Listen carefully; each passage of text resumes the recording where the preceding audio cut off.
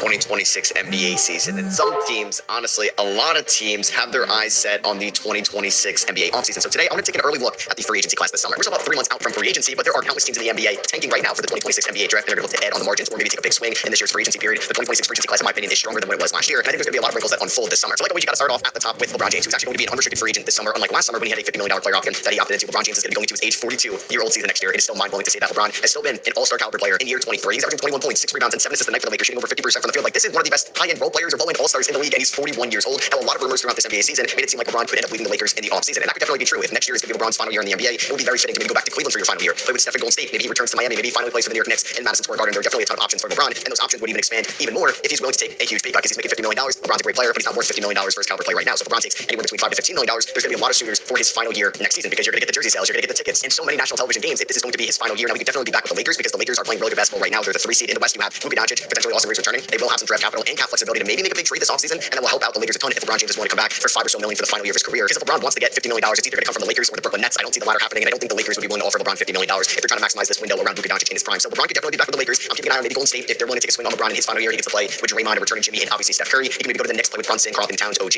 or maybe he goes back to Cleveland for a storybook ending because that team is in, you could say, the inferior conference of the East, and then you also get to play with James Harden, Donovan Mitchell, Jared Allen, Evan Mobley. They would have to kind of shed some cap if they want to go after LeBron because they're in the second apron right now. I don't think there's a 100% chance he's back in Los Angeles next year. I think for the first time, maybe since 2018, we can actually see LeBron James change teams, and it'll be for maybe the final year of his career. The next free agent that I feel like we have to mention, we talked about him last year, James Harden. James Harden has a player option at the end of the year worth about $42 million. Now it did seem like the LA Clippers were hesitant in offering James Harden an extension, and that's why he requested a trade. He gets traded for Darius Garland to the Cleveland Cavaliers at the deadline. Now I don't really think the playoffs will affect Harden's status in Cleveland. I could really see not really another scenario where he's not playing for the Cavs next season. Harden is 36 years old. It does feel like he's going to get like a nice 2-year, $80 million extension or something like that for the final big deal of his career. So yes, he's technically going to be a free agent. I just don't think the Cavs traded for him to just leave. Same with my next point guard here, and that's going to be Trae Young of the Washington Wizards. Trae Young does have a huge player option of $49 million. I could see him just opting into this one and having just a 1-year prove-it deal with the Washington Wizards, and then they can maybe agree on an extension because Trae Young does have his limitations if he's going to be your number 1 or number 2. But he's just trying to elevate the floor in Washington. He's trying to be that main facilitator and floor general for a deep young core right now with Alex Sarr, Keyshawn George, Trey Johnson, Dwaku Obali. They're most likely going to have a top 5 pick in the draft, or at least top 6 or 7 at the minimum. They're getting Anthony Davis back next year. The Wizards want to make the playoffs in 2027. We're not going to see like a generational tank off like we're seeing right now, given that the top of the 2027 draft is definitely not as strong as what we're seeing right now in the 2026 class. So I do see Trae Young opting into this $49 million player option. If he opts out, nobody's getting close to that $49 million for him on an average per year basis. I don't think the Nets are breaking the bank for him. The Jazz had some cap space, but they traded for Jaren Jackson Jr. I don't really see Memphis going after Trae Young, even if they trade away John Moran. So in some way, shape, or form, Trae Young is most likely going to be back in the nation's capital. Now, one of the more intriguing free agents this summer is technically not going to be a free agent unless his team declines a team option, which is kind of 50-50 right now. And that's Isaiah Hartenstein of the Oklahoma City Thunder. Isaiah Hartenstein signed a 3-year deal with OKC back in the 2024 offseason. It was worth around $87 million, but it had a $28.5 million team option next year. Now, OKC is definitely fine paying Isaiah Hartenstein $28 million, but now that Chet's contract extension is about to kick in, same with J-Dub, Shea Supermax is about to kick in, they're going to be a team that's flirting with the second apron every single year. So if they're looking to shed some money this offseason, could they decline Hartenstein's team option and get him back at a cheaper dollar amount? Or if they do that, would a team overpay for Hartenstein on the open market? Because he's a really good player. He can impact the game in so many different ways that don't even show up in the box score. He's a great screen setter. He's a great passer. He's a great top screen setter. He can seal out so well. He's a really good defender. He's a smart player out there. He's 27 years old. A team would definitely give Hartenstein a 4-year deal on the open market. Because you can make an argument that Hartenstein is more valuable than Miles Turner, who got over $100 million last offseason from the Milwaukee Bucks. So this one is going to be interesting. I think there would be a lot of suitors for Isaiah Hartenstein if he were to hit the open market. I think the Brooklyn Nets, who do not own their first round pick next year, would be all over Isaiah Hartenstein. For the Memphis Grizzlies, look at Isaiah Hartenstein with the injury concerns to Zach Edey. Charlotte would be a fun destination for Hartenstein with all the 3-point shooters they have over there. It's just going to be tough for Hartenstein to get that $28.5 million if the Thunder decline it, but I feel like that one could go 50-50. Another big that's going to be on the open market that I can't really tell you what his value is going to be. Kristaps Porzingis of the Golden State Warriors. So Kristaps got traded to Golden State a month ago, and he's played around 6 games. He started 2 of them for Golden State, playing about 22 minutes a night. It is unfortunate that we're not going to see Kristaps play with Jimmy Butler this year. We've yet to see him play with Steph Curry. And what even is Kristaps Porzingis' market in free agency? Because he's making $30 million this year. This was a nice contract extension he had with the Boston Celtics a couple off seasons ago, where he helped them win the 2024 NBA Finals in 2025. He was kind of reverting back to the player that is so good when he's on the floor, but really struggles to stay on the floor. And here in 2026, he's only played 23 games. He's not going to hit more than 30 games this season, and he's 30 years old right now. I just don't see any team realistically giving Kristaps a long-term deal. It could be a 1+1 or something like that if a team is desperate. That could just be back in Golden State since this was the main asset they got back in the Jonathan Kuminga trade. But the teams I just mentioned for Isaiah Hartenstein could be fun destinations like Memphis, Brooklyn, Charlotte. And maybe Kristaps is just a mid-level exception guy, and there are a ton of teams that have the mid-level exception that would also be fun destinations for Kristaps. Maybe a team like the Detroit Pistons, the Los Angeles Clippers, the Miami Heat, the Portland Trail Blazers. What about the Minnesota Timberwolves or the Toronto Raptors? I think there would be some teams willing to give Kristaps around $15 million a year. I just don't think it's going to be a long-term deal. Now let's talk about our first restricted free agent, and this one is going to be super interesting to watch unfold. Peyton Watson of the Denver Nuggets. Peyton Watson is having a career year in 2026 where he played 49 games before suffering a hamstring injury, and unfortunately has not played since early February. But in those 49 games, he started 39 of them because the Nuggets have had a ton of injuries this year. He played a lot when Jokic was out, Cam Johnson was out, Aaron Gordon was out. He is averaging 15 points, 5 rebounds, 2.2 stocks a night, 2 assists, shooting 49.5% from the field, 41% from 3, and 70% from free throw line, but getting there 3.5 times a night. He's 23 years old. This is a two-way wing that is shooting 41% from 3, that is finishing very efficiently around the rim. He's shooting 54% on 2s, and you definitely take that for somebody that's taking a decent amount of 3s a night. This could be a star in the making here in Denver, but the Nuggets do have some financial restrictions this offseason. This is a very expensive team. Are they willing to go into the second apron to bring back Peyton Watson? Because they're over the first apron right now. They don't really have much money coming off the books this offseason. They actually have negative $95 million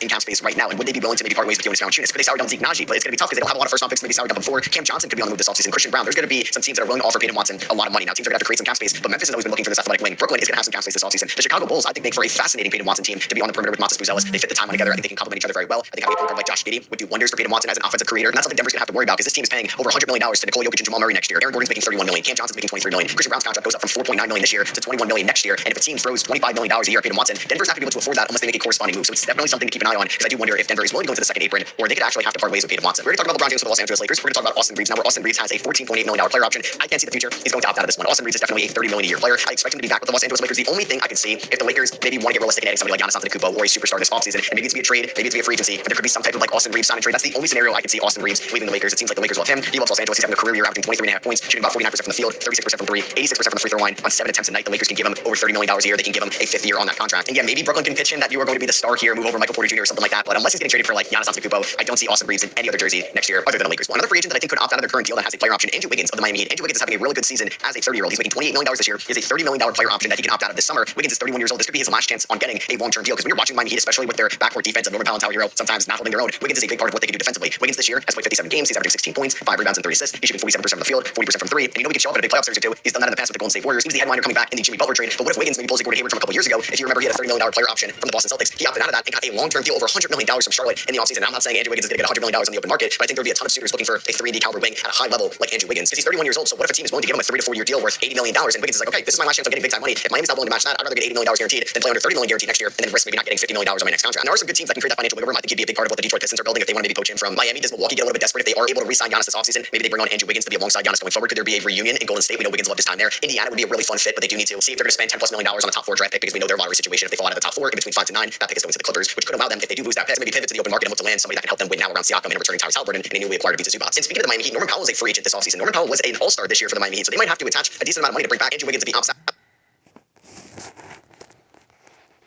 I wish I could pay for live TV by the day, week, or weekend. I wish I could remember your name.